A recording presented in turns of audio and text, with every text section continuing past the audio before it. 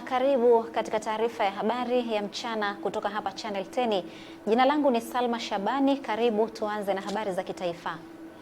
Tanzania leo inaungana na jumuiya ya kimataifa kuadhimisha siku ya hali ya hewa duniani. Siku hii pia inaadhimisha miaka 76 ya kuanzishwa kwa shirika la hali ya hewa duniani WMO, ikiwa ni fursa ya kutambua mchango unaotolewa na taasisi za hali ya hewa duniani kote katika kuokoa maisha ya watu, mali na kusaidia kuleta maendeleo endelevu ya kijamii na kiuchumi. Kauli mbiu mwaka huu inasema pima hali ya hewa leo ili kesho iwe salama, ikisisitiza umuhimu wa ufuatiliaji endelevu wa mifumo ya hali ya hewa na maji na upimaji wa taarifa zake, huku ikishabihiana vyema na dira ya maendeleo ya taifa ya mwaka 2050 na ikichangia utekelezaji wa nguzo tatu za dira hiyo, hasa ile ya tatu inayohusu uhifadhi wa mazingira na ustahimilivu dhidi ya mabadiliko ya hali ya hewa na tabia nchi. Kwa mujibu wa WMO, kati ya mwaka 1970 na mwaka 2021, matukio ya hali mbaya ya hewa yamesababisha hasara ya dola za Marekani takribani trilioni 4.3 na vifo vipatavyo milioni 2, ambapo zaidi ya 90% ya vifo hivyo imetokea katika nchi zinazoendelea, hivyo kuonyesha udharura wa kuimarisha miundombinu na mifumo ya ufuatiliaji wa hali ya hewa. Waziri wa Nchi Ofisi ya Rais, Mipango na Uwekezaji, Profesa Kitila Mkumbo amesema kuanzia mwezi Mei mwaka huu serikali ya China kupitia rais wao Xi Jinping imeondoa ushuru wa bidhaa zinazoingia China kutoka nchi za Afrika, ukitaja kuwa ni fursa nzuri kwa Watanzania kushirikiana na wafanyabiashara wa nchi hiyo kuongeza mauzo. Profesa Kitila ameyasema hayo akiwa kwenye kampuni ya Weihai iliyojenga kituo cha biashara na usafirishaji Afrika Mashariki EACLC, ambayo ni kampuni pekee imejielekeza zaidi katika kuuza bidhaa za Tanzania ambazo Wachina wanazifurahia. Akihitimisha ziara yake, amesema amekutana na mamea wawili katika eneo hilo ambao wameahidi kushirikiana na Tanzania katika kuimarisha ukuzaji wa biashara na uwekezaji, hususan mazao yaliyochakatwa, hatua ambayo itachochea ongezeko la kiwango cha biashara. Ni fursa nzuri kwa sababu juzi tumezindua kituo cha kusindika mazao pale Mabibo Ubungo kwenye kituo chetu cha Tiseza.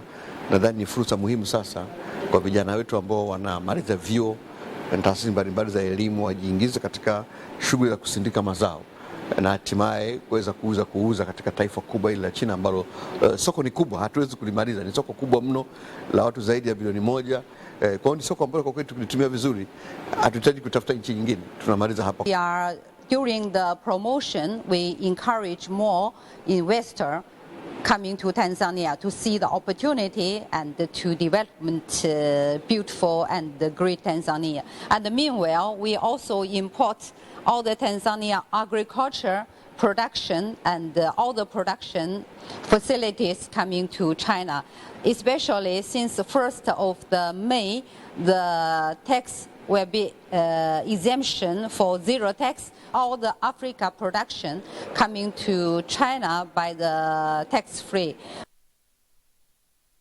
Wananchi mkoani Lindi wameomba serikali kuwapa taarifa za mara kwa mara, hususan maendeleo ya mradi wa usindikaji wa gesi asilia unaotarajiwa kutekelezwa mkoani humo, na kwamba itawawezesha kujipanga kupokea mradi huo na kufahamu namna watakavyonufaika utakapoanza kutekelezwa. Taarifa ya mwandishi wetu Aidan Mhando kutoka mkoani Lindi inafafanua zaidi. Wananchi hawa wanasema hayo katika baraza la sekta ya uzinduaji likijumuisha wadau mbalimbali wa maendeleo na asasi isiyo ya kiserikali ya haki rasilimali, ambapo wanasema taarifa za utekelezaji wa mradi huo zitawasaidia kujiandaa kupokea mradi. Kwa tumekuja hapa tumepata elimu tofauti jinsi ya kujilinda na mabadiliko ya tabia nchi na jinsi ya kujiandaa na mapokezi ya mradi wa gesi. Kuna uwezekano mkubwa aidha ikaleta faida kubwa au hasara. Kwa hiyo ni vizuri maamuzi yakafanyika mapema na tukaweza kuona faida ya uwekezaji uliowekwa hapa Tanzania. Wakati wananchi wakisubiri mradi huo utekelezaji wake uanze, nini hasa kifanyike. Na ufahamu wa swala lenyewe umekuwa ufahamu wake ni mdogo, kitu ambacho kinashinikiza juhudi za makusudi kuhakikisha tunakuwa tuna mifumo au tuna taratibu ya kujengeana uwezo na wanajamii kufahamu kuhusu mabadiliko ya tabia nchi, kufahamu kuhusu mhamo wa nishati. Tunaweza kuona kwamba bado kuna nafasi kubwa sana kati ya uelewa katika mazingira mazima ya mhamo wa nishati, ni msamiati mpya, ni ajenda mpya.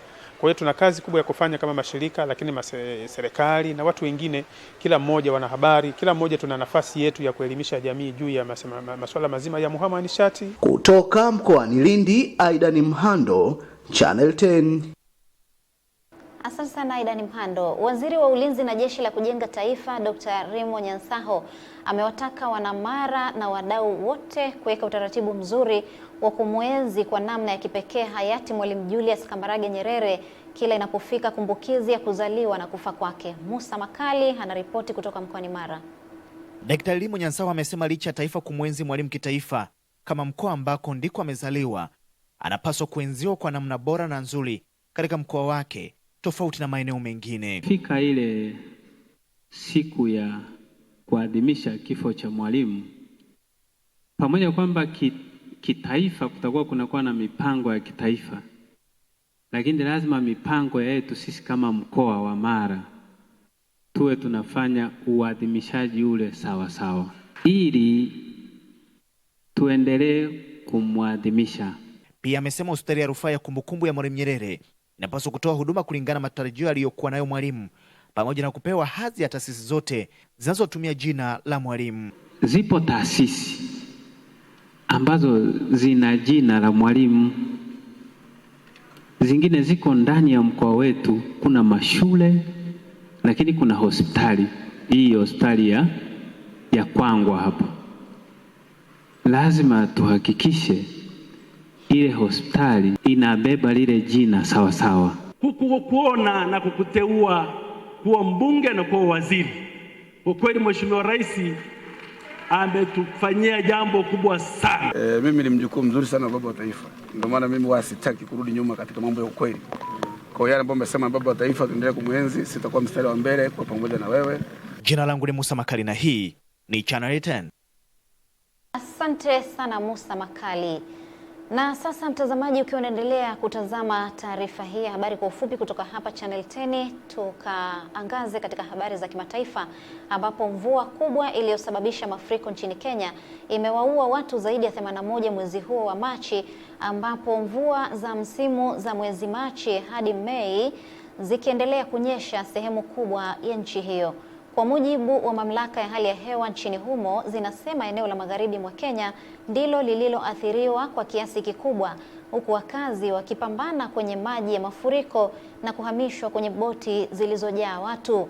Habari zinasema mafuriko ya ghafla yalifunika vijiji katika kaunti ya Kisumu na kuharibu takribani ekari 3,000 za mashamba yaliyokuwa na mazao, huku zaidi ya familia 3,000 zikilazimika kuhama makazi yao katika jamii ya Nyakach.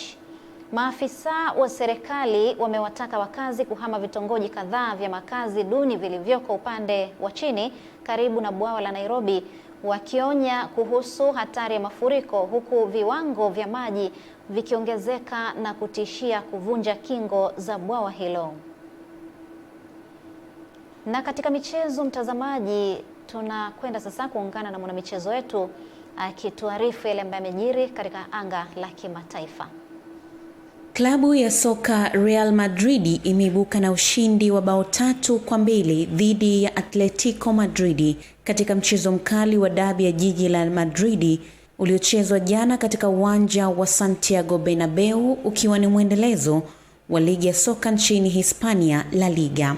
Katika mchezo huo Atletico Madrid walikuwa wa kwanza kupata bao kupitia Ademola Lookman dakika ya 33 na kwenda mapumziko wakiwa mbele kwa bao 1-0. Kipindi cha pili kilianza kwa kasi kwa Real Madrid, ambapo Vinicius Junior alisawazisha kwa mkwaju wa penati dakika ya 52 kabla ya Federico Valverde kufungua bao la pili dakika ya 55. Hata hivyo, Atletico Madrid walirejea na kusawazisha penati kupitia Nahuel Molina dakika ya 66 kwa shuti kali la mbali lililomshinda mlinda mlango wa Real Madrid Andre Lunin. Real Madrid walipata bao la ushindi dakika ya 72 kupitia tena Vinicius Junior aliyefunga bao lake la pili katika mchezo huo na kufanya matokeo kuwa 3-2. Ushindi huo unaifanya Real Madrid kuendelea kuwania ubingwa wa La Liga wakiwa na alama 69 baada ya michezo 29, huku wakimaliza mchezo wakiwa pungufu baada ya nahodha msaidizi Valverde kuoneshwa kadi nyekundu dakika ya 77. Witness Matiku, Channel michezo kimataifa. Moja kwa moja taarifa hiyo ya Witness inatuhitimishia habari hii kwa ufupi kutoka hapa Channel 10, kilicho bora kabisa. Sina la ziada mtazamaji kufika hapa, na kushukuru sana kwa kufuatilia matangazo haya mchana. Usikose kujiunga nasi itakapotimia saa 1 kamili za jioni kwa taarifa ya habari ya kutwa nzima ya leo. Mimi ni Salma Shabani, endelea kutazama Channel 10, kilicho bora kabisa kwa vipindi bora vinavyoendelea kutoka hivi sasa.